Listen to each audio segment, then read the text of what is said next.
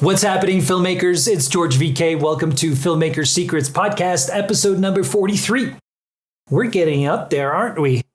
Today, I want to talk about time and perception of time, horizons and eras, and all of this sounds very fancy and philosophical, and that's okay, because sometimes I get fancy and I get philosophical.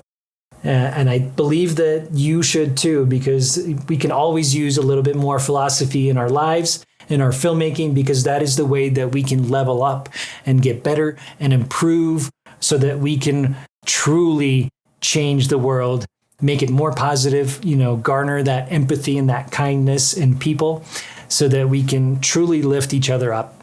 I believe that to be true and very, very important.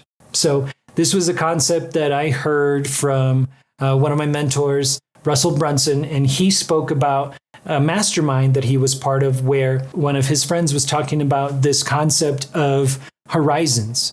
Because as we go through life, we get into a routine, right? We wake up, we have coffee, we go to work, we do our thing, we come back, we have lunch, we have dinner, we watch maybe a little bit of Netflix, then we go to bed, and then the next morning we wake up and rinse and repeat, right? We all know this process of having a routine. We are, creatures of habit. We get into routines, and that's our comfort place, right? That's our comfortable zone. We like it because there's nothing that's different. There's nothing that's going to have any sort of, unpredictable risks involved. We know the routine. We know what we do every day, and we go through the motions being comfortable. The concept of horizons really comes in where we allow ourselves to experience new things and different ways of going about our day. After a flat field, we see a horizon, and when we cross over it, we see another flat field. So the flat field kind of represents the routine, but the horizon is that change, right? It's that shift that we have in our life, and it's almost like a chapter marker. This is something that we define that moment in our life. That's a horizon. Then we do something else that's really exciting. Perhaps we take a vacation, and that's different, right? That's completely out of our comfort zone. We go somewhere else. We go to a new place. We experience new things. We meet different people, different kinds of cultures, all of those things. That's a horizon. That's a chapter in our life.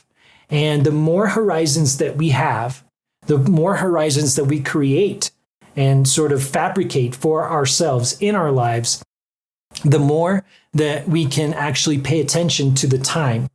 As we get older, because of the routines, our perception of time becomes much more compressed. And why is that? Well, I believe that it's because the more that you get used to a routine as you get older and you get set in your ways, time starts to actually move faster because we start to almost forget, from all the minutia, from all the repetitive tasks that we do every day. Everything starts to sort of melt into one big clump of time. And before you know it, a year has gone by, 5 years, a decade, 2 decades. And we don't even notice how all of that time has passed by, but we seemingly haven't had, all those memories to fill it with.